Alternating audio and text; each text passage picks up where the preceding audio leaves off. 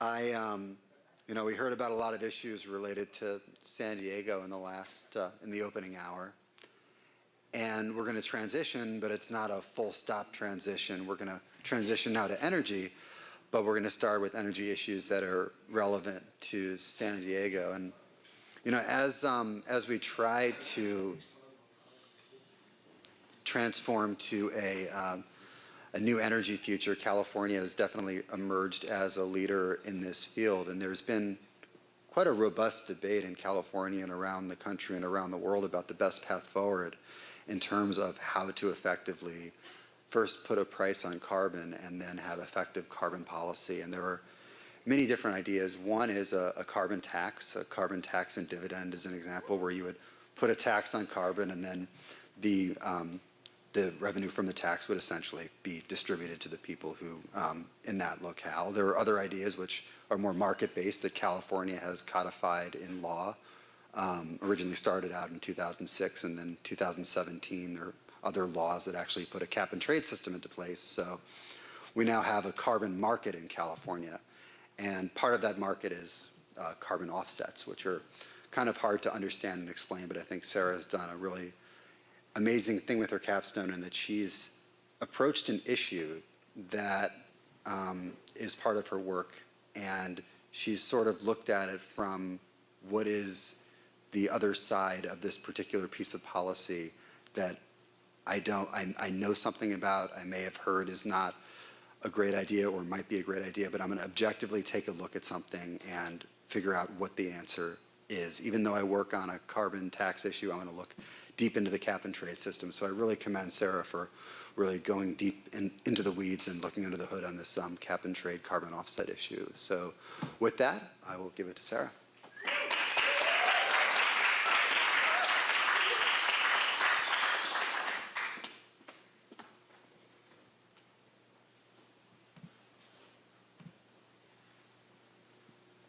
All right, hello everyone. My name is Sara Wanous, and my background is in economics and environmental science and policy. And as such, I've always been really interested in the intersection between those two fields and how we can best design policies to benefit our environment. And I'll talk to you a little bit more about how I got interested in carbon offsets in a bit. But first, I just wanted to define what exactly is a carbon offset. So carbon offsets are a feature of a carbon pricing policy. So think a carbon cap and trade or a carbon tax. Carbon pricing policies work by making it more expensive to emit carbon, but then a carbon offset provides a more flexible way for businesses to meet the goals set by the carbon pricing policy. They work by saying that rather than stopping carbon emissions on site, businesses or carbon emitting entities can take responsibility for sequestering carbon, taking it out of the atmosphere somewhere else, or reducing carbon emissions somewhere else. And this works in theory because carbon emissions are well mixed in the atmosphere. So that means that a carbon emitting entity in San Diego has the same effect on our climate as one in Germany, as one in China, as one in Brazil. So this might be an attractive option for businesses if there isn't a lower emitting option for people to for them to change their business practices. So walking through this graphic here, you have a carbon emitting entity that's met with a requirement to reduce their emissions by 50%. Now, that might be an external law or it might be an internal mandate for a company trying to reduce their carbon emissions. Without a carbon offset policy, that entity is required to do anything possible to reduce their carbon emissions. So if there is not a better technology available for them, that means that they would have to cut their business back by 50% to meet that goal. However, with a carbon offset policy, if they are still working on developing a more carbon efficient technology, they could instead sequester carbon in a different project as a carbon offset project. So in this figure, it looks like they planted some trees as a forestation project that are now storing that carbon for them. But carbon offset projects can take a lot of different forms. It could be a renewable energy generation project. It could be a landfill gas capture, other forms of biosequestration, carbon farming, or energy efficiency upgrades, just to name a few. And a lot of people really love carbon offsets because they seem like a win-win situation. So carbon offsets can help businesses meet those goals more flexibly, and they can also help provide investment for other projects. However, not everybody loves carbon offsets as much. There's an alarming amount of anecdotal evidence that suggests that they aren't always a win-win situation and they aren't always better for the environment. So there are stories of forestation projects that have completely drained local water sources, displacing native communities, or even directly evicting thousands of people from their land that they wanted to develop for a carbon offset project with only 9 days notice. There are also examples where offsets create incentives that are actually not as great for the environment. So for example, with oil drilling, there's usually a release of methane leakage. The most environmentally responsible solution for methane leakage would be to trap it and use it for natural gas energy generation. However, some oil companies have found it more profitable to flare the methane gas and claim a carbon offset, which is not as good for the environment, but an incentive created by carbon offsets. Another way that I got interested specifically, besides this controversy, the way that I got interested in carbon offsets was an interesting conversation that I had with Brendan Reed, the sustainability director for the San Diego Airport. The San Diego Airport's already a leader among airports in sustainability efforts, and one of their sustainability programs is the Good Traveler program. So they partner with the Good Traveler program to provide travelers with an option to purchase voluntary carbon offsets for their travel to offset their emissions from travel. And Brendan was wondering how the program could incorporate best practices from carbon offsets to provide those as options for their travelers. I also found it interesting that there was a recent court case just last year, the San Diego County versus the Sierra Club. And in this court case, the gist of this is that San Diego County had proposed a rule that would allow unlimited development on county lands if you purchased offsets from anywhere in the world to offset the carbon emissions from that development. However, the Sierra Club was not satisfied with that answer. They felt that purchasing carbon offsets from anywhere in the world was not an adequate substitute for the development of the land. But the county argued that it shouldn't matter where the offsets come from because the carbon's well mixed in the atmosphere. And this did get delayed in the courts, so the judge issued a preliminary injunction, meaning that there is a stall on this, so the rule is not in effect right now. And learning about all of this led me to my two central questions for this project, which were, what is the most effective way to design a carbon offset? And secondly, what are our options to implement those best options for carbon offsets in San Diego County? And I'm going to try to answer those questions today, and we'll do that by first taking a look at the economic critiques of carbon offset policies, then addressing how we can address those critiques with good policy design, and then we'll talk about some options that I explored for San Diego County and end on my recommendations. And just as a little bit of a warning, we are going to be talking about economics today, but do stick with me. I know it's not everyone's favorite subject, but it is really important, a really important consideration to keep in mind to make policies that will truly help our environment. So first, we're going to talk about, about additionality. So one of the biggest concerns with carbon offsets is additionality. So it's important to make sure that projects that are receiving carbon offset credits are truly additional. And that means that they're projects that never would have happened without the intervention of the carbon offset policy. If you allow a project that was already going to happen to count for a carbon offset, then you're not actually reducing the amount of carbon in the atmosphere, which was the primary goal of the policy in the first place. So on this graphic, you see there's a red line that symbolizes every carbon offset-like project that was already going to happen without the influence of the carbon offset policy. So that's every solar farm that was already economically viable. That's every forestation project that someone already had an interest in taking on. And a true offset policy is going to be the ones that fall above that line in the blue shaded area. But the trouble with defining that baseline is really hard. The federal government's Government Accountability Office looked into it and how you could actually define additionality, and in their words, it is nearly impossible to determine where that red line falls. So additionality also then exacerbates the problem of adverse selection. And adverse selection means that you choose the lowest quality, meaning the non-additional, all of the offset projects that are below that red line. Those are all the projects that are going to get chosen first, because those are going to be the cheapest projects, the ones that were already economically viable without the incentive of the offset policy. Another critique of offset policies is verifiability. So there are two main factors in verifiability, which include how confident you are in the additionality of the project, and also how confident you are in your ability to measure the project. In an ideal carbon offset project, you'd have a high confidence in both of those things. However, that's not usually how it ends up working out. So for example, forestation projects, you usually have a high confidence in additionality because there's a lot of other uses for that land that are probably going to be more profitable than maintaining it as a forest. However, with things like energy, you're not so as confident in the measurability of that project because there are a lot of different factors that go into how fast a tree is going to grow any given year. On the other hand, energy efficiency upgrades are usually very measurable. So with energy efficiency upgrades, you have the energy data on exactly how much energy you're saving. However, it's less likely that those projects are going to be additional because there are additional or other economic benefits from those projects. And the last critique that we'll discuss is an incentive for slow growth in carbon reduction technologies. So the goal of the overarching carbon pricing policy is to make it prohibitively expensive to emit carbon. However, by providing alternative ways for companies to meet those reductions goals, you're limiting the incentive for them to develop those on-site technologies, so you're removing the pressure.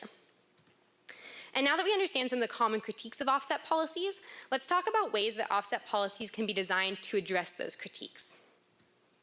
So first, one option is keeping projects local. So almost all offset projects are purchased by developed countries, and as shown in this map from the United Nations Framework Convention on Climate Change, the UNFCCC, the vast majority of those projects are cultivated in developing countries. By keeping projects local instead, you can increase the accountability for responsible project design and the ease of verifying those offsets. Another advantage of keeping projects local is keeping the co-benefits of those projects local to the next negative externality of emitting activities. So offsets only account for carbon emissions. They don't account for other negative externalities that might result from carbon emitting practices, so say particulate matter or other forms of pollution in the air.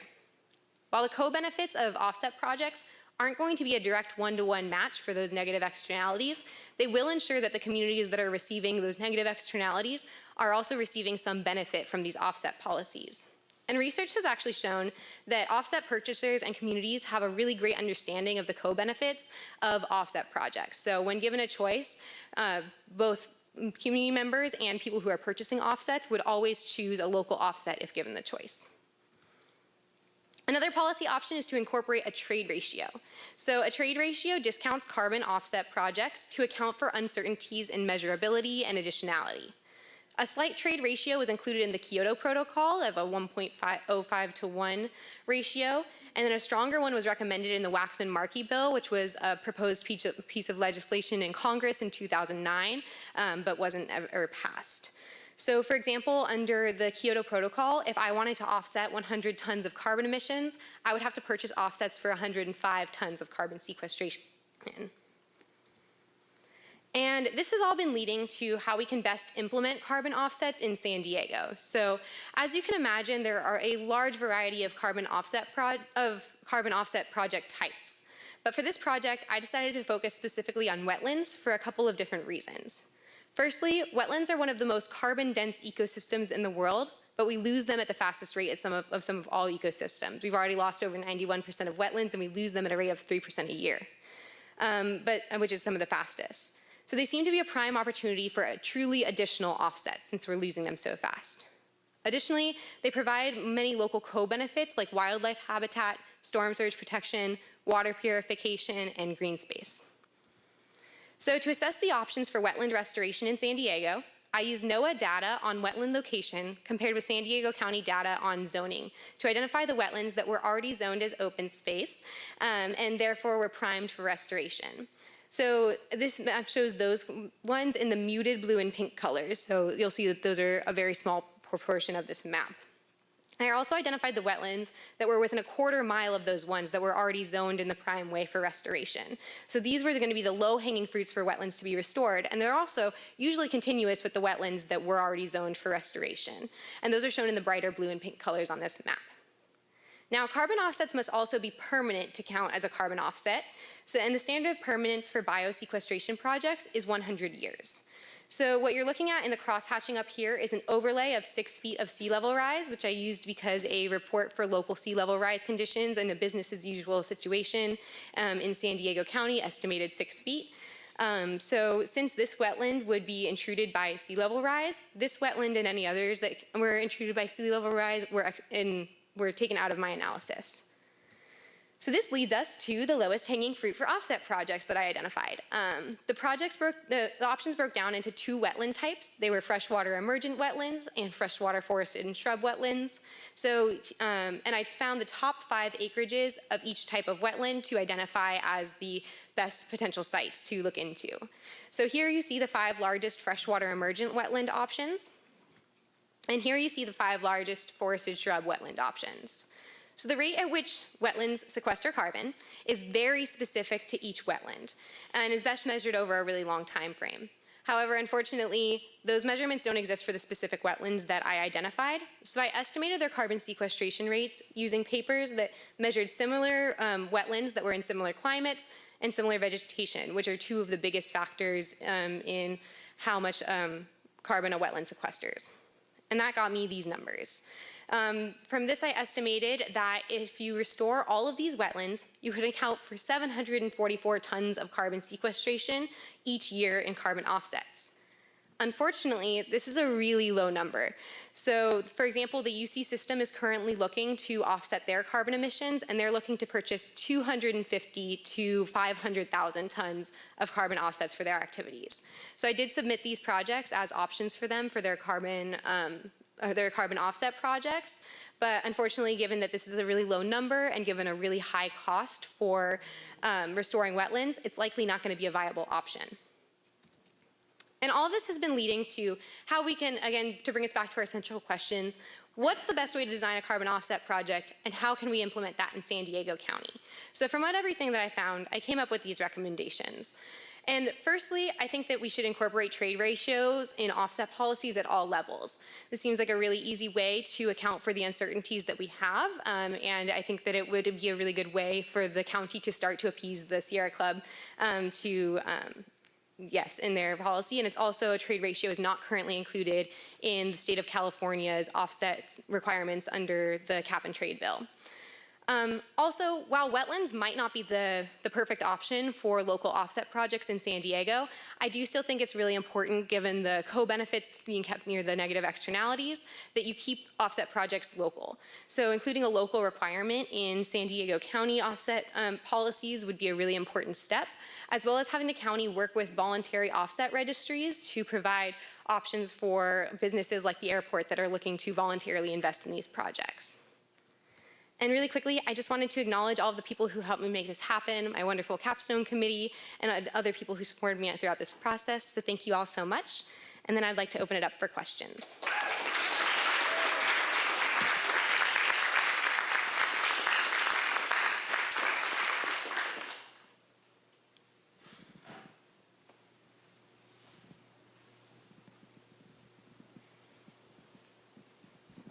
Thank you very much. Putting on your economics hat, did you find that the local offsets for a region like San Diego are more or less expensive than other parts of the country, for example? Yeah, so I can only confidently speak for wetlands because those are the only options that I specifically looked into. And I can say with high confidence that wetlands are much more expensive. But just from all of the other research that I did, the reason that local offsets usually aren't purchased and the reason the offsets are usually purchased in developing countries is because of expense. Because land is more expensive here, because developing is more expensive here.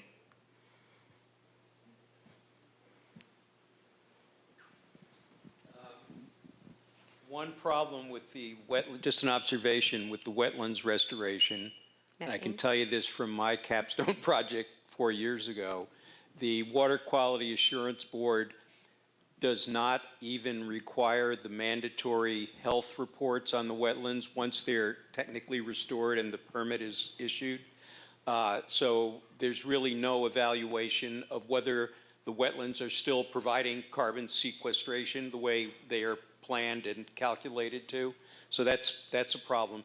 I do agree with you. I'm sure you know the Wetlands Board, not the Wetlands Board, the Water Quality Assurance Board typically these days does offsets. They don't make the developer restore right on or next to his property. They get a bank, a wetlands bank or something like that they contribute to. Just one other observation. I'm starting to get concerned now about our off-site credits, carbon credits. We're probably going to get into serious litigation with the EPA on our tailpipe emissions and so on. And it's actually a very good Commerce Clause issue for the government and the EPA on that there should be uniform standards across the country. The more that we adopt the notion of you can buy credits elsewhere to meet your standards here in California, that cuts against us in that argument. They say, well, we have a whole program and it's required in our Constitution to keep the air and water good in California. They say, yeah, but you just do it with credits you buy elsewhere, so just buy some more credits and we're going to lower your standards under the Commerce Clause. So it's something else to think about. Yeah, it is really interesting. And if I could just tack on one little piece of that. So wetlands are so if you wanted to purchase an offset through the state of California in the cap and trade program, it has to be one that was developed using their certified emissions reductions protocols. And currently there isn't even a protocol for wetlands. So I do think that it's something that's recognized that it's pretty complicated. I was looking back to the beginning of your presentation, and you had said that if like a power company is already using solar energy on people's roofs and whatever to offset the solar power, that that wouldn't count towards an offset for them. But I would believe that should, because it's still cutting down their footprint. That would be, so if we're talking about an energy company that's in California, if they are offsetting some of their energy production by doing solar projects in California, that'd be more considered an on-site reduction because that's something that they're reducing in their direct control. What an offset would be in that case is if they, for example, don't have the ability to develop a solar field in the state or reduce their emissions on site, they could then say that instead I'm going to develop a solar farm in South Africa for the people there, and then claim those emissions reductions as their own, even though they're still emitting the same amount in California. Yeah, just a layman's question. Mm-hmm. So I like to fly. What's the best way to try to assuage my flyer's guilt in carbon offsets? Yeah, that's a good question. I'm sure Brendan loves that question too. If you're flying out of the San Diego airport, the Good Traveler is a really user-friendly option to offset your carbon emissions. I will say that the Good Traveler program isn't currently using the guidelines that I used. So if you are truly feeling that guilt and you are now feeling even more guilty after this presentation, what you could do is just purchase extra carbon offsets because those are going to emissions reductions or sequestration projects somewhere.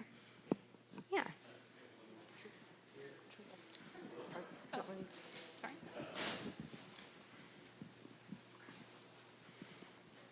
That'd be like a self-trade ratio too. So, some years ago, I was on a Sandag board looking about power plant growth in San Diego. And as you know, in San Diego, if you build a power plant, because it's maxed out in its emissions, you have to offset it somehow. And what we came up with using mobile emissions to offset stationary point sources. And what that translated to was converting the buses from diesel to natural gas. And that's one reason why I think all the buses in San Diego now use compressed natural gas, is to offset the construction of a power plant down the Calpine plant near the border and even the Palomar plant that SDG&E built. So you can get pretty creative by using mobile offsets to counteract stationary weather, and that's in the county. Yeah, there are definitely so many different ways that you can think of. Just about anything that would reduce emissions or sequester carbon out of the atmosphere could qualify as an offset project. And with that, we'll move on to the next one.